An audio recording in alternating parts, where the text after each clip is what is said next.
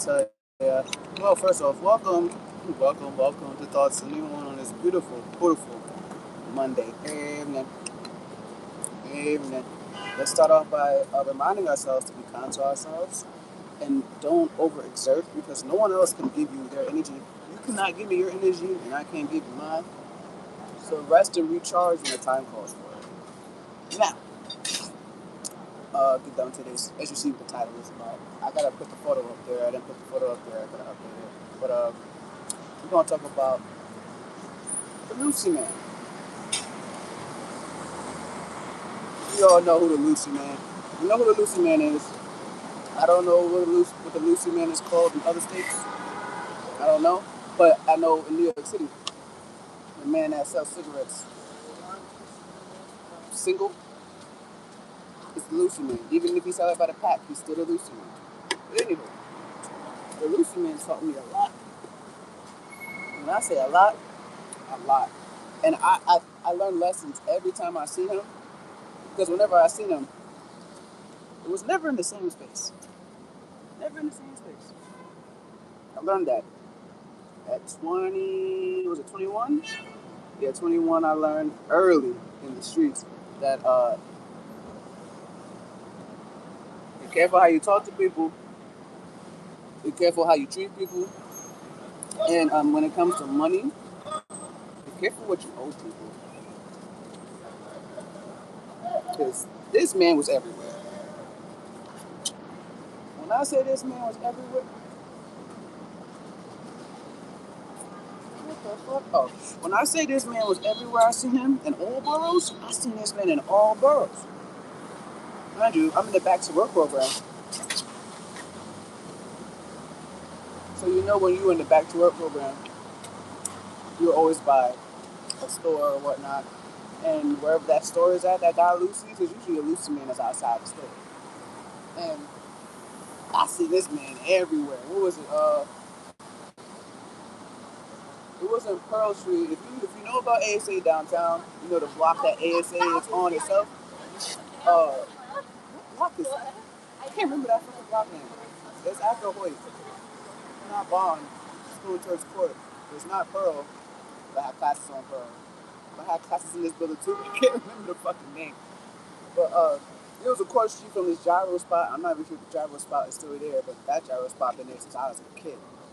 But anywho, this man stood right in front of the store, the Lucy's spot store, where you can get Lucy's from, and he sold Lucy's in front of the store because at the time Lucy's was 50 cents, and I think he had a deal, and I think that's how he caught people. I could be wrong. Lucy man, if you watching this video, and you recognize this face. You taught me a lot of shit, young man. But yeah, I think if we did deal with the Lucy's, the 3 for 150, somebody had that. I ran into so many people, I might be confusing with somebody else. But I know I'm not confusing you when I say this shit right here. I've seen you in the Bronx. I saw you in Harlem. I saw you in Manhattan, like downtown Manhattan in the Five Eye District. I think I've seen you, yeah, of course, in Brooklyn. Other than downtown Brooklyn, I probably saw you in Flatbush or Bed-Stuy. Short, pudgy, stocky dude. Sold cigarettes. And I'm like, if I ever owed you money, I'd be screwed. Because I literally saw this man everywhere I went. And I learned a lesson about him with money. Because, yeah, you could be as kind as you want to be to people, but you're going to end up running into people again. And if you did them dirty because they was out there giving you a service to help you out, you're going to see him again. And every time I saw that man, I'm like, yo, every time I saw him, how you doing, brother man? Every time I saw that man, I always said it to him.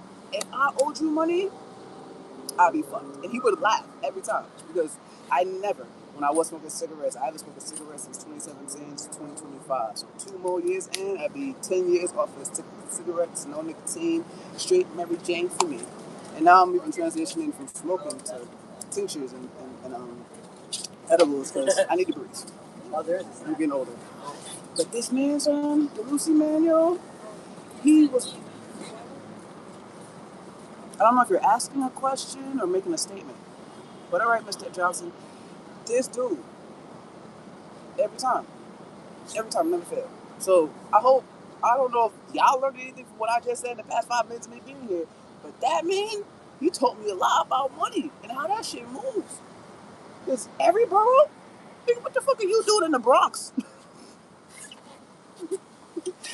When I first saw the nigga in the Bronx, I think it was on 3rd Avenue and 149. I'm like, oh, nah. And it was like 2 or 3 times where I thought about it to myself, yo, let me see if that nigga get credit up this dude because I need a cigarette. But the other side of me said, no, ho, don't you do that shit because that nigga gonna see you. And what if you don't have the money? And every time I go about that, about like me not having the money, that means I can't go back to the nigga. So let's just not do it anyway. But that man told me a lot. And this was almost 21 or 22. So this was 2008 or 9? 2009, 2010, one of them two.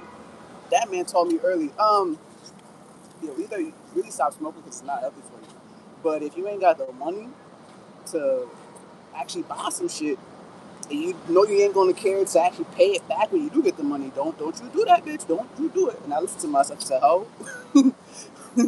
okay.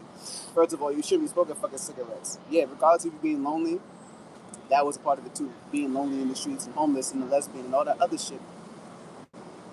Oh, hello. Yo. It's just being lonely, looking for people to talk to. I will always run into that man. And like he always reminded me. We always had a good conversation, but whenever I was looking for somebody to talk to, I need somebody to talk to eventually, I always end up running into that nigga. Lesson learned though. Lesson learned. When you go looking for shit, you ain't never gonna find it. If you're not looking for it, it come right to you. That's fine. And the lifestyle I chose to eat pussy for the rest of my life. People still don't. They don't. They act like they respect it, but they don't. But he did, and I could tell he did because he never ever brought it up ever again, like ever. Every time I seen him after that, he would never. He would never disrespect. He would never disrespect, and I respected that about him too. So he respected me as a person, the life I lived, and then I don't know that man, but salute to you, bro. And then he was just there. Like I never had to go and look for the nigga. He was always there. But if I need somebody to talk to and go, I had to go look for them, and then I had to go sit and be told about myself when I needed somebody to vent to. I'm like, this is what we doing. So I learned at 22, 23. I'm like, oh nah, yeah, I can't do this. I can't talk to people because when I think I'm just getting off my chest, people are soaking it in and then throwing it back at me. I'm like, bruh, I don't want to talk to you at all.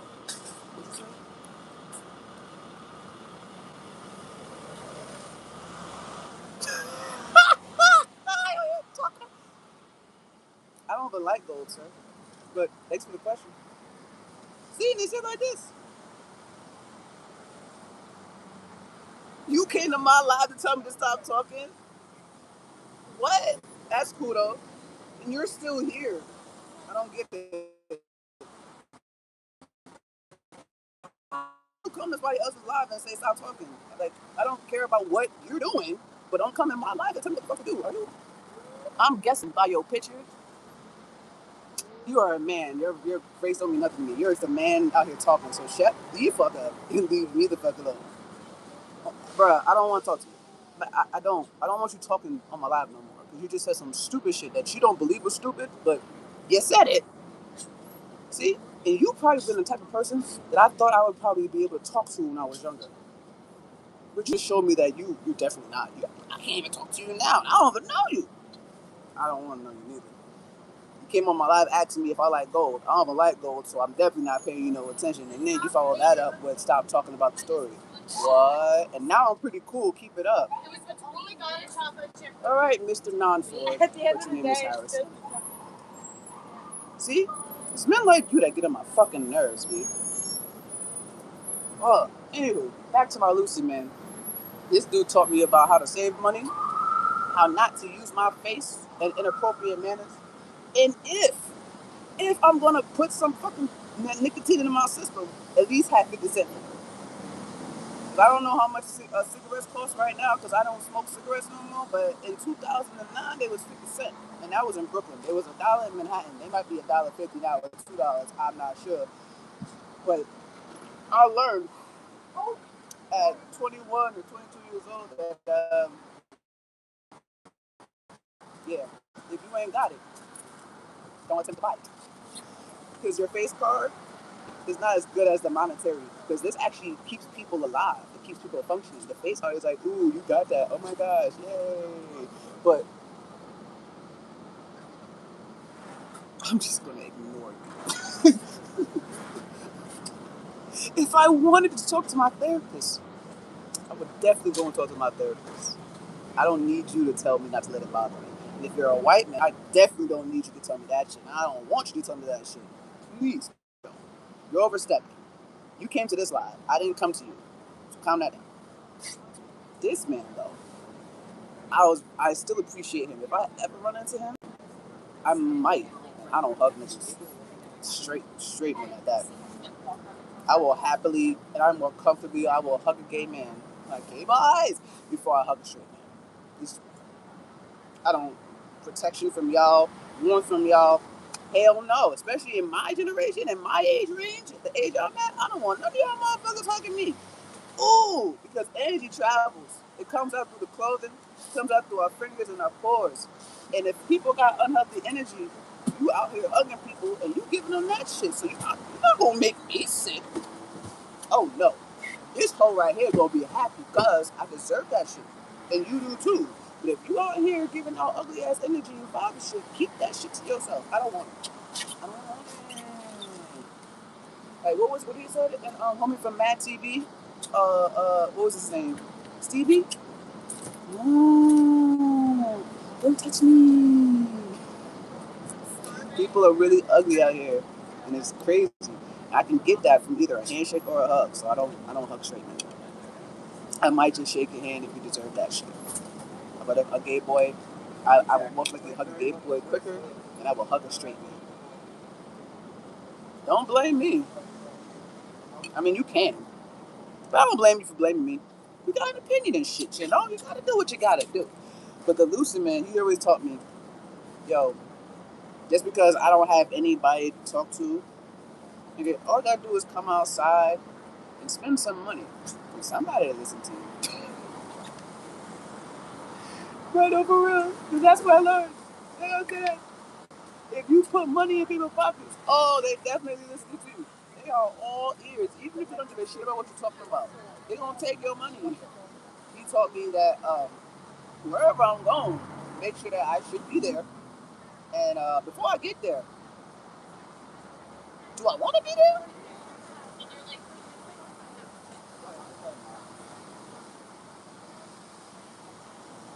Because I'm used to walking into rooms by myself.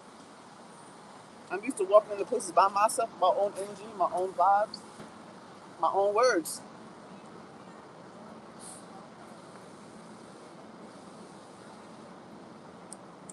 I mean, okay, thanks. Cool. All right.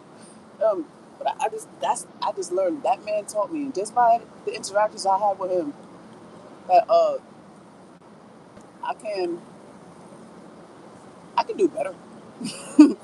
I can be better. And I was already doing it because I was learning lessons right then and there. Every time I saw that, have you ever seen somebody? And every time you see this person,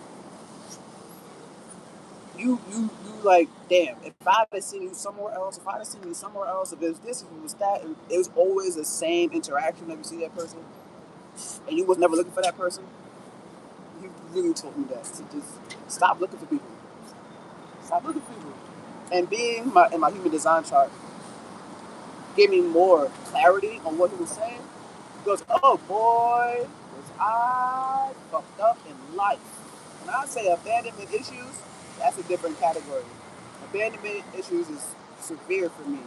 But whenever I talk to that dude, I'm like, yeah, I know I'm gonna see you again. I don't know where I'm gonna see you again, but as long as I keep this interaction with you healthy, every time I see you, it's gonna be healthy. And I haven't seen that man since probably 2012. And I started seeing him in 2009 or 2010. But I ain't seen him since 2012. But I still think about that dude like, yeah, he really taught me a lot about how others think about their money. Because I'm not in your brain, you're not in my brain. I could tell you one thing, you could tell me one thing, and you could do something completely different. But I've learned to focus on the action and not think about the words. Because again, tell me whatever you want to tell me.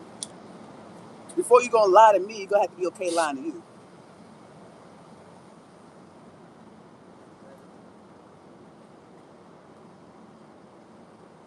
You want me to come to the woods? There's a lot of trees up there. Isn't that where Stephen King lives at? Crazy ass fucking author, yo. Or is it Vermont? He lives somewhere in the woods, B. Listen, yo. Um, I don't. I need to think about my safety wherever I go. I am a black being on this planet, okay? Okay? I live in New York City. Beautiful people everywhere. You know what I mean? Motherfuckers get shot every day. But it would take for me to leave my city to go to a whole different state. And I ain't got no probably got no business in there being because somebody invited me. And the way the world is right now and how my mouth works, which you just experienced, don't bring me to your state. You ain't doing that. No, no. Because then people change up real quick when new energy coming around. And what's my gift? That's gift 51 or 52, the shaker upper. I'll come into your life and shake the whole shit up. And that's just me talking. That's just me entering your realm and my energy. I make people uncomfortable. I don't aim for that shit, but the way I speak and how I carry myself, it just makes people uncomfortable. So, oh, trust me, don't rephrase that. I would love to come and visit Maine because I like to travel. I like seeing different people. I like seeing new things. I just have to be careful about where I go because you can't protect me. Only I can do that, and the best way I can do that is to be smart about my travels. Because if I put myself in a place in a state that I probably shouldn't be in, all because somebody told me to come visit, I appreciate you, Mr. Not Harrison Ford. Appreciate you. One day, who knows? Because I'm not psychic. That might be in my plans. But right now, I'm a city kid, but I'm a nature kid at the same time.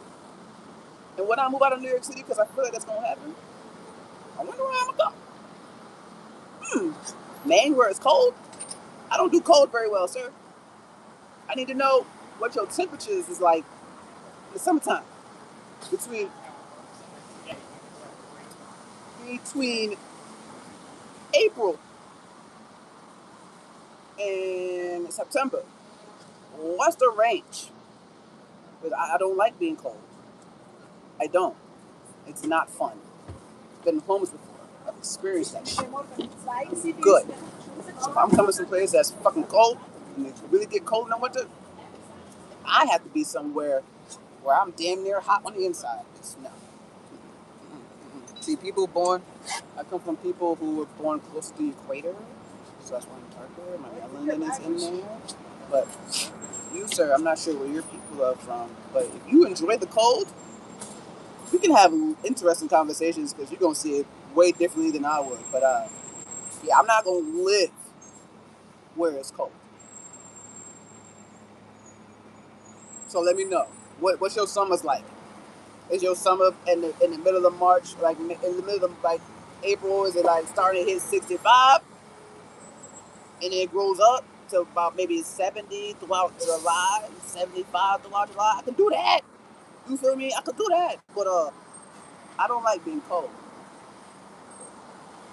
That's why I can't live in places like fucking Minnesota, Detroit, Chicago. Oh, wait. The LGBT that be Chicago. Hold on, I might be able to do something in the Windy City. Oh yeah, and what's your LGBTQ community like in Maine? Let me know. Where are my people? Where are my people? Cause you my people, sir. You my people. That's cool. But if you're straight, you're not really my people. But you my people. Where are these people at? Can you tell me where these people at?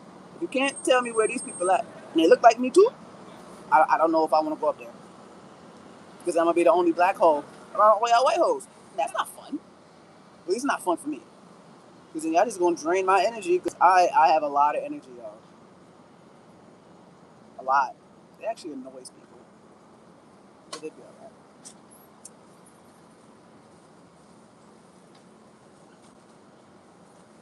So,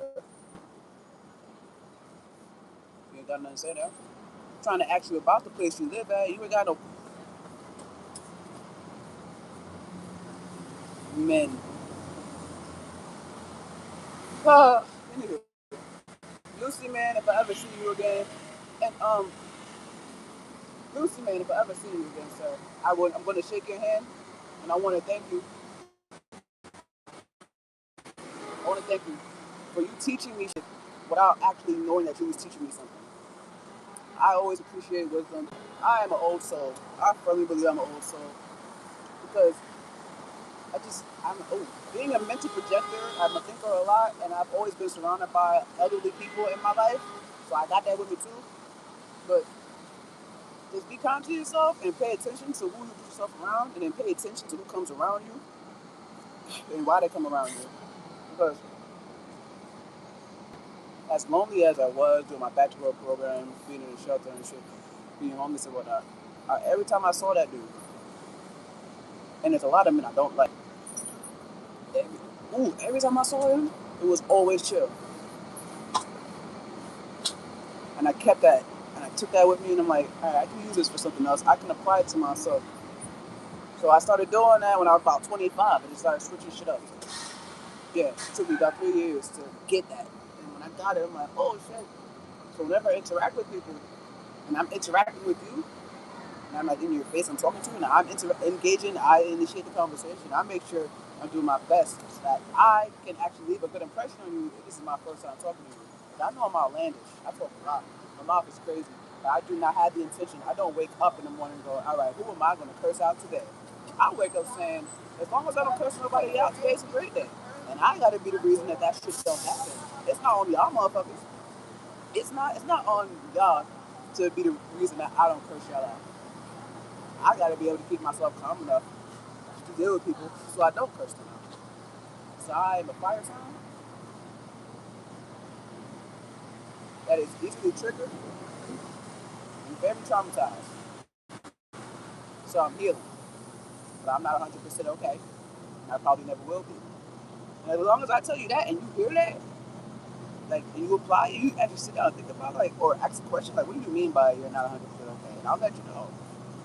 But people, that Lucy man, I will always appreciate that Lucy man. Because, again, you taught me things in life that you should know, but you wouldn't experience it unless you wouldn't know it unless you experience it, and you wouldn't experience it unless you actually put yourself in the predicament to have that experience. Like, why choose to be homeless, right? So I didn't want to be where I was at. So you gonna choose the streets? Yes, I did. Because somebody hurt me in the streets. Now Lucy man did. For years I saw that man. He always thought the best. And every time he gave me some advice back, I'm damn sure listen. Because I like advice. I respect advice. I don't respect people just telling me what the fuck to do. That's get your courage out. Don't tell me what to do. You can guide me, give me guidance. Guidance and telling somebody what to do are two totally different fucking things. And a lot of women, I call myself a two-spirited being, but I am born a woman. Women don't listen any fucking way. So why would a man think that him telling a woman what to do, she would listen to him because he's a man? You don't bleed once a month. Like all of your internal plumbing is external. So everything you do is gonna be different from me. But when I talked to that dude, he was always cool. Let's get a little more down. He was always cool. He never looked at me funny because I'm a lesbian. He wasn't uncomfortable with every time I was talking about the fact that shit, I eat pussy for breakfast. I don't want food. A lot of men, they say they fuck with me, but they know they don't because they show it. But I still respect y'all though. The only reason I respect y'all is because y'all deserve respect because I deserve respect.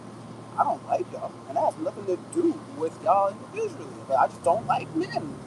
I've had to do a lot of shit without a man's help. And for the men that did help me, I am grateful to those men. I'm grateful to those men. Because I probably wouldn't have been able to do what I was doing if I didn't have them come into my universe. Because we all act up every time you open your mouth, you manifest something. Or you give yourself medicine. Mouth, medicine, manifestation. This shit's powerful. did not learn that until like officially learned that until I moved into my apartment. I'm still shocked that I'm saying living in there. 2028 will be 10 years homeless mode. I'm still that transitioning from not being homeless to being at a household. And my therapist asked me, it's been almost 10 years. Why are you still not used to that? Because I programmed myself for years to take care of my personal body. My body was the only bill I ever had. My body, and then when I had phones, because there was months that I went without a phone. I think almost a year I probably went without a phone, but I still had to take care of my body. And that was wow. You get out the shelter, it kept building and building and building. I'm just now getting used to that. I am upset that I gotta pay shit every month. The fact that I finally got a way to pay my phone bill twice a year saved me so much fucking money. Twice. If I can pay my lights twice a year, do you know how happy I would be? No, I'm good with the phone. I'm good with the phone because I was paying. I didn't have Verizon. No, I stopped with Verizon. I got off that family plan with my creators. So no, I got the family plan with Verizon at 21. I got my first phone on my own from AT&T when I was 21 or 22, and it was an iPhone 3G. My own plan, did that by myself. That was the only phone I had. Like that was the only phone bill I had to take care of from 2009 on my own accord, paying my own bill from 2009 to right now 2025. But then you add that with rent and you add that with lights, and you're a person that's only had to focus on just making sure that you're okay while being outside in the world, and then being inside other people's homes where rules are different on the inside and they are from the outside. You gotta keep that shit in mind too. So I just programmed myself. I ended up programming myself to remind myself that all right, I'm in the shelter. These motherfuckers, they in their cribs. I gotta get the fuck out of here. And I can't get comfortable. Don't get comfortable with somebody else's house. I didn't learn that at 21 or 22, but when I finally figured it out by age 27, I moved out of the shelter at 28.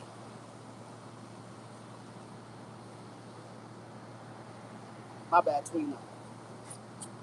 It was like, what the wow. And then dealing with that is a whole separate video I gotta make. It's like, damn, I really have to take care of myself. And this shit is fucking hard. It is ridiculous. I'm a fucking millennial. Born 1988. I'm a 90s kid. I watched Blue's Clues for a fucking minute. Blue's Clues helped raise me, okay? With his handy dandy notebooks. Shout out to Steve. Still very nonchalant. I still do a lot of jokey things. I laugh a lot. Because I'm like, y'all take life too seriously, so I'm going to keep laughing. Because I tried to kill myself twice. So if I try to kill myself twice and my black ass is still here, I don't give a fuck if y'all don't like me. I don't care whoever come to my life and try to tell me what to do. Again, I put myself out here. And I'm going to continue to put myself out here because I ain't scared of you motherfuckers. And that's not to be disrespectful, but you're out here too. Regardless that you're not on a screen and you're not like being seen like right now, but you're texting enough. You made a profile on this account, so you got something to fucking say. We all do. That's why I made a profile on this account because I got something to say. But what the Lucy man taught me is that watch what you say and watch who you say it to. Because somebody's always listening to your ass, even when you think they're not. And that shit is so fucking true. That shit is so true. So I appreciate you, Lucy, man. I almost went into a whole tirade about my homeless story. I'm working on how I'm gonna talk about that. That's not for this one. Not the homeless story, but the apartment. That was amazing. Like that my first. Oh my gosh. Yeah, that's a different video. Matter of fact, I'm gonna end this one right here because I'm really gonna get into that, and I don't want to get into that right now. I just want to come up here, talk about the Lucy man and how he helped me build a mental that allowed me to better deal with today with the wisdom that he gave me. Wow. This is 2025. I was homeless in 2009. I first became homeless the first time in 2009. I met him. Who was this? I met him. Went to the shelter in June 2000. Not June. July. No. No. No. No. No. No. No. No. No. No. No. No. I went in the shelter because I spent my last after my uncle so-called kicked me out, but I listened to a phone call, so I decided to leave after I heard that phone call. But he says he kicked me out, so I let that nigga have that shit. Fuck it. When I left, I went to one of my old Hoolugans cribs, and I spent the weekend with her. And she said, "I'll give you the weekend, and after that, you gotta go." I was already looking up shelters to already go to, because I'm like, I know I'm not going back to Pennsylvania. Not happening. Not doing that. I know that I got 24-hour transportation out here in New York City. I ain't got that shit in Pennsylvania, and I'm not paying somebody for gas money every fucking time I want to go somewhere after 6 o'clock because the buses stop running. I think at 6:30. I forgot when they stopped running in there, but it just I didn't want to have to depend on somebody, and I ended up coming back up here just to visit. It was just for a visit for a week. I was supposed to go back.